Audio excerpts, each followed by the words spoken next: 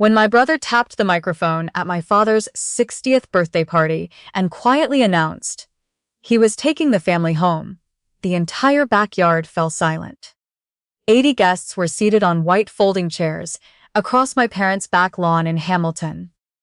It was a warm Saturday evening in September, the kind that smells like cut grass and charcoal smoke from the neighbor's grill 2 properties over.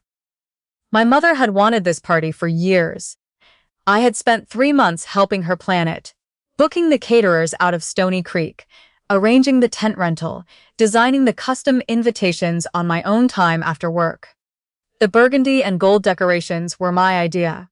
The photo montage running on the projector was a file I had assembled over 4 weekends of scanning old photo albums, organizing decades of birthdays and camping trips and ordinary Sunday afternoons into something that looked like a life. My brother Darren had contributed a bottle of scotch. He stood at the microphone now, confident, unhurried, wearing the kind of smile that only works if you don't know the person wearing it. He waited for the murmuring to settle, then held up a folded document. "I know this might feel sudden," he said, "but Dad and I have had some long conversations over the past few months. We both agreed it was time to get things organized. So we've made some changes to the estate plan. The house, the savings portfolio, it's all been sorted out. Everything is signed and notarized. I want to thank Roger Walsh for helping us get this done properly." Roger Walsh, seated near the back of the tent, nodded with the gravity of a man who believed he was part of something legitimate. I was standing near the drink table, holding a glass of sparkling water. I didn't move. I looked at my father, who was seated at the head table in the blue blazer I had picked out for him at the Bay 2 weeks earlier. He was staring at his plate. He didn't look proud, or relieved, or even surprised. He looked like a man who had been told something was already done, and had simply run out of the energy to argue.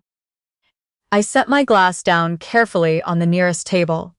I excused myself from the couple I had been chatting with, walked across the lawn, past the tent, through the side gate, and into the garden shed at the back of the property. I sat down on the old paint-stained stool in the corner, surrounded by rakes and plastic flower pots, and one of my father's deflated basketballs from the 90s, and I called my lawyer. She answered on the second ring.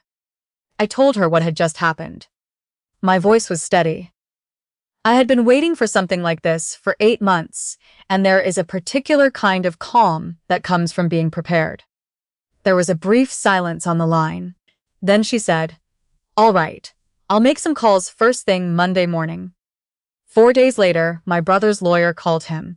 Not to celebrate, but to inform him that what he had presented at that party was a criminally forged document. "My name is Celia. I'm 34 years old and I work as an administrative coordinator at a small estate and family law firm in Hamilton, Ontario. It is not glamorous work by anyone's definition. I schedule appointments, manage files, correspond with courts and land registry offices, and occasionally talk a frightened elderly client through what a probate application actually involves. But I am good at it, and more to the point, I know what proper estate documentation looks like. I know what a valid notarization looks like. I know what a testamentary capacity assessment is and why it matters. I know specifically what the Criminal Code of Canada says about people who decide to forge one. My brother apparently did not know any of those things. Or, more likely, he knew I worked in law and simply assumed I wasn't paying close enough attention to him. Darren is 3 years older than me and has spent most of his adult life operating under the assumption that things will work out for him, because they always have. Growing up in the house on Queenston Road, he was the easy one. Funny, outgoing, the kind of kid who could charm a room without trying and who my parents described to other adults as such a natural. I was quieter, more internal, the one who read books in her room and took things seriously and was therefore harder for certain people to know. My parents never played favorites, the way some families do, loudly and obviously. It was subtler than that. More like gravitational pull. Darren was the sun in that house, and everything else, including me, just orbited. When I was 26, my father had a mild stroke. It wasn't devastating. He recovered well. His speech and mobility came back within weeks, and by 3 months out, the neurologist was genuinely impressed. But the recovery process was slow and tiring, and my mother was working full-time at the school board and couldn't be home during the day. So I moved back into my childhood bedroom for 8 months. I took a reduced schedule at work. I drove my father to physio 3 times a week in Dundas.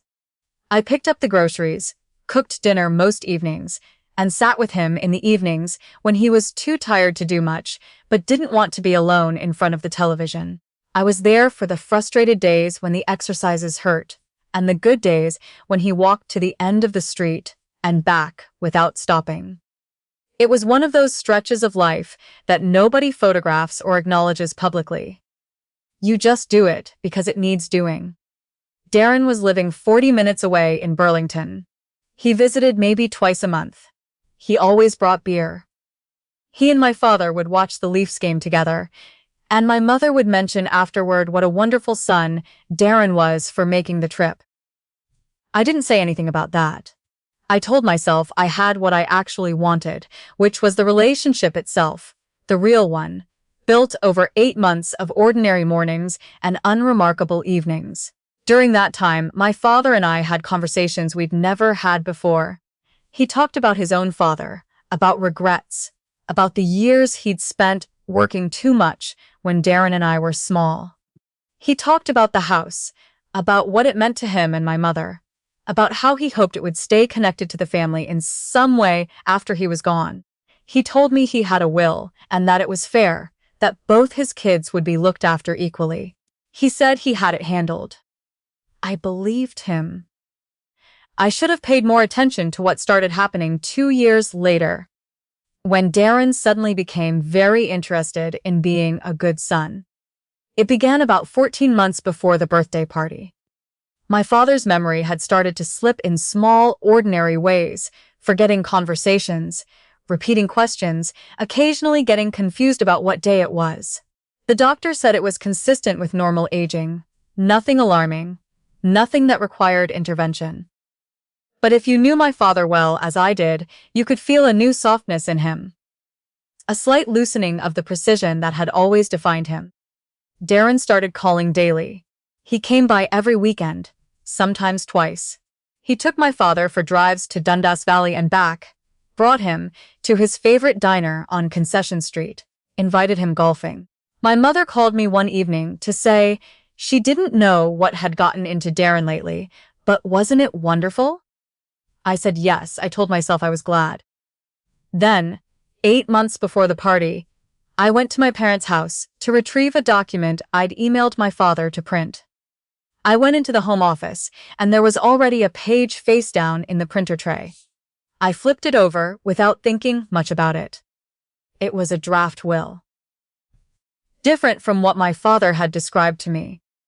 In this version, the family home, a 4-bedroom detached on the east side of Hamilton that my parents had owned for 28 years, currently worth somewhere around $820,000, was left entirely to Darren.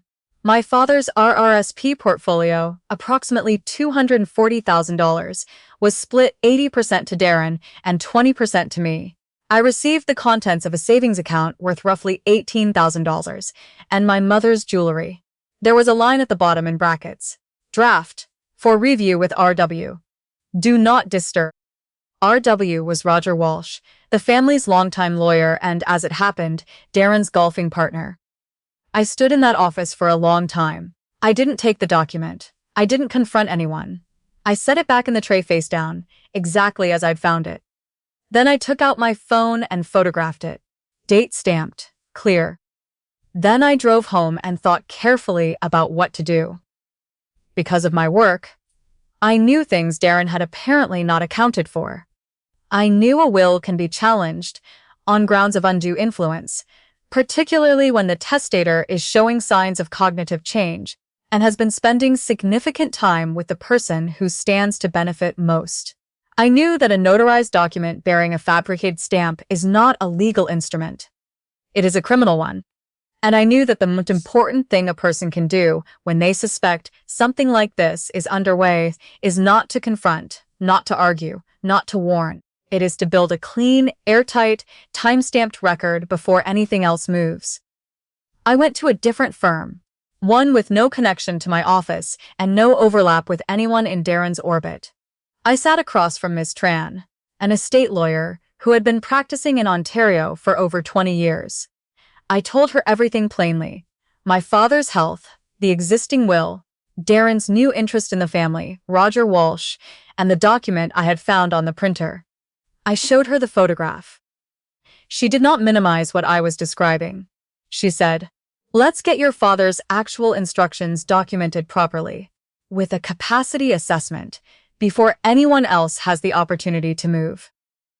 Over the following 2 months, with my father's full understanding and willing participation, we formalized his original wishes. A physician completed a testamentary capacity assessment, confirming in professional language that my father understood his assets, his family, and what he wanted to do with his estate. We drafted a will that reflected what he had told me during those evenings years earlier: the house to be sold. After both my parents were gone, proceeds split equally between his 2 children, the RRSP divided equally. My mother's care to be prioritized above everything else while she was living. My father signed it in Ms. Tran's office. 2 independent witnesses signed it. Ms. Tran notarized it herself. A copy went into a sealed file at her firm. A copy went into a fireproof lockbox at my apartment, at the back of my closet, behind my winter coats. I didn't tell my mother. I didn't tell Roger Walsh. I didn't tell Darren. I closed the closet door and I waited. For the next 6 months, I watched. Darren and his wife Priya came to dinner more frequently. Darren volunteered to take my father to appointments, something I had never once seen him do. I noticed my father seemed quieter after their visits, more uncertain when the topic of the future came up. Once, he mentioned offhandedly that Darren had said the house would be complicated to share between siblings. I said it sounded like something the whole family should talk about together. He changed the subject. I didn't push, I noted it. The birthday party invitations went out in early August. I handled most of the logistics while my mother handled the vision. I booked the caterers, arranged the tent, coordinated with my father's cousins driving up from Niagara. I ordered a custom lemon cream cake from a bakery in Westdale. 3 tiers, his favorite since I could remember. I designed the invitations on cardstock and mailed them by hand. Darren offered to make a toast. I said that sounded wonderful. The evening of the party, everything looked exactly the way my mother had imagined it. The string lights she'd chosen were perfect over the back lawn. The catering table was laid out beautifully. My father moved through the crowd shaking hands, laughing at old stories, looking genuinely like himself. For a few hours, I let myself simply be there, his daughter, at his party, proud of what we had made together. Then Darren took the microphone. He spoke for about 4 minutes. He talked about family legacy and responsibility and getting things organized. He used the phrases, "Dad and I agreed," and "we both felt it was time." He thanked Roger Walsh. He referenced the house and the savings accounts. He never used the word will directly, but everyone in that tent understood what he was describing. He held up the folded document like it was something earned. My father stared at his plate. I set down my glass. I walked through the side gate and into the garden shed. I sat on the paint-stained stool and called Ms. Tran and told her what had just happened. She said she would make calls Monday morning. When I came back to the party, Darren was accepting handshakes near the dessert table. My mother was wiping her eyes. My father caught my eye across the lawn, and something moved across his face. Not guilt, exactly, but grief. The particular kind that comes from knowing something has already gone wrong. I smiled at him. I sat down, I ate a piece of my father's birthday cake and told him it was perfect. Monday morning, Ms. Tran requested a copy of the document from Roger Walsh's office. Walsh's office stalled. She escalated. By Tuesday afternoon, she had it. She called me that evening. The document was dated 8 months ago, placing the supposed signing right around the time I had found the draft on my father's printer. There was one immediate problem. The notarization stamp belonged to a public notary in Ancaster, who, when contacted, confirmed unambiguously that he had never met my father. He had no appointment record, no file, no memory of any interaction with anyone named Jeffrey Halliwell. He had never notarized this document. Beyond that, the document carried what appeared to be my signature as a witness, a document I had never seen, a role I had never been asked to fill, a pen I had never held. Miss Tran was careful and clear. "Celia, this is a forged legal instrument. Under Section 366 of the Criminal Code of Canada, that is a serious criminal offense. We need to report this to the police." I sat with that for a moment. Then I said, "All right." The investigating officer arrived at my apartment Wednesday evening and spent 2 hours going through everything. The fraudulent will, the Ancaster notary's written confirmation, Miss Tran's professional assessment, and the legitimate will, properly executed, witnessed, and notarized, dated 6 months before the forgery. She examined the date-stamped photograph I had taken of the printer draft the morning after I found it. She asked me why I had anticipated this and moved to formalize the original will separately rather than confronting my brother directly. I told her I worked in estate law. I told her I understood that confronting someone who is already manipulating a vulnerable person rarely stops them. It just makes them more careful. And I told her that documentation, properly gathered before the other party realizes what you know, is what actually holds up. She wrote everything down. Before she left, she said quietly, "We'll be in touch with your brother's counsel." She was understating things considerably. My phone rang Thursday afternoon. My mother didn't say hello. "What have you done?" she said. She had been crying for a while before she called.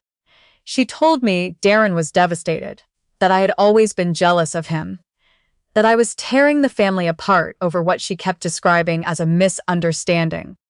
She said the house wasn't even about the money. It was about what my father wanted, and who was I to involve the police in something private? I let her finish. Then I said, "Mum, the notary's stamp on that document belongs to a man who has never met Dad. That is not a misunderstanding. That's forgery." She hung up. Darren called 20 minutes later. He was calmer than I expected, which told me his lawyer had already prepared him. He said there had been a miscommunication between him and Walsh about the notarization process. He said it could all be resolved quietly if I withdrew my statement. I told him I hoped his lawyer was very good. Then I sent my mother a single text with one attachment. The photograph of the draft will, from my father's printer, date stamped from 8 months earlier, showing clearly that the document had been in preparation long before the date Darren had claimed for the signing. She didn't respond. The investigation moved efficiently, because the evidence was not subtle. The fabricated notarization was confirmed within the week. Forensic document analysis determined that my father's signature on the fraudulent will had been traced from another signed document, rather than written naturally. A handwriting expert confirmed the signature bearing my name as witness was not mine. Roger Walsh, questioned separately, cooperated with investigators, and maintained he had believed the process to be legitimate. Whether that was entirely true remained a matter of some examination. Regardless, he immediately withdrew any association with the document, and from Darren. Darren was charged with forgery under Section 366 of the Criminal Code and uttering a forged document under Section 368. His lawyer negotiated, not toward dismissal, but toward a plea. He pleaded guilty to a reduced charge and was sentenced to 18 months of probation, 200 hours of community service, and was ordered to pay investigation costs and my legal fees, which came to just over $11,000. The fraudulent will was declared void. My father's legitimate will, signed in Miss Tran's office, witnessed, assessed, and notarized, stood as the sole valid record of his wishes. My mother didn't speak to me for 4 months. I will be honest about that. It was hard, not because I doubted what I had done, but because silence from a parent carries a particular weight that doesn't care whether you were right or wrong. It just sits on your chest. I spent those months going to work, going to the gym, calling my father when I could reach him on the days he answered. I tried not to let the quiet in my apartment get too heavy. My father called me on a Sunday morning in January. He asked if he could come over. I said yes. He showed up at my door with a Tim Hortons bag. A large dark roast for him, a medium with cream for me, the way I've always taken it. And he looked like a man who had been doing a great deal of thinking and was finally ready to say some of it out loud. We sat at my kitchen table. He told me that he hadn't fully understood what Darren had presented at the party. That he had been told the document was a formality, a refinement of existing plans.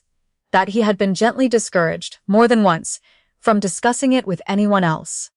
He said he had felt confused and tired, and had let himself be moved along. He said he was sorry, not for what I had done, but for what he had allowed to happen, for choosing ease over paying attention at a moment when paying attention mattered. I told him I understood. I told him it was not his fault that someone had taken advantage of his trust, and that I was glad I had been in a position to do something about it. He cried a little. I let him. We drank our coffee and watched the snow in the backyard, and eventually he said, "You were always the one who paid attention, you know. Your whole life." That was enough. That was more than enough. My mother came back slowly. By spring, she was texting again. By summer, we were having Sunday dinners. The 3 of us, at the kitchen table on Queenston Road, under the same light fixture that had hung there since I was 7 years old. She never apologized directly, which I had expected. But she showed up differently. She asked about my work. She started calling Darren less. Darren and Priya moved to Calgary the following spring. I've stopped trying to work out whether that was practical or strategic. It doesn't matter to me anymore either way. Last October, I started volunteering 1 evening a week at a community legal clinic in Hamilton that assists seniors with estate planning and helps families identify signs of financial elder abuse. I go in on Thursday evenings. I help people understand their documents, ask the right questions, recognize when something doesn't feel right, and what to do about it. Some of them come in frightened and suspicious of everyone around them, including me at first, and I understand that completely. Some of them come in already knowing something is wrong, and just needing someone to confirm they're not imagining it. I tell them, you're not imagining it. I tell them, document what you've seen, find the right person to call, and do not let anyone convince you that this is a private family matter that should stay private. Forgery is not a family matter. Exploitation is not a misunderstanding. And your silence, when silence protects someone who is causing harm, is not kindness. My father tells everyone I'm a lawyer now. I have corrected him 4 times. He does it anyway, with a quiet pride that has nothing to do with the title and everything to do with the reason. I have a photograph on my desk at work. My father and me at his 60th birthday party, taken about an hour before Darren's toast. We're standing near the string lights at the edge of the tent. He's laughing at something, I said. I can't remember now what it was. Something small and unremarkable. His hand is on my shoulder, and he looks entirely like himself. Clear-eyed, warm, exactly the person I drove to physio 3 mornings a week when I was 26, and he needed someone to show up. I kept that part. I always intended to keep that part. And now I'm curious. If someone in your family had done what my brother did, would you have handled it the same way? Or would the pressure to protect the peace have been too great? Tell me in the comments. I'd genuinely like to know.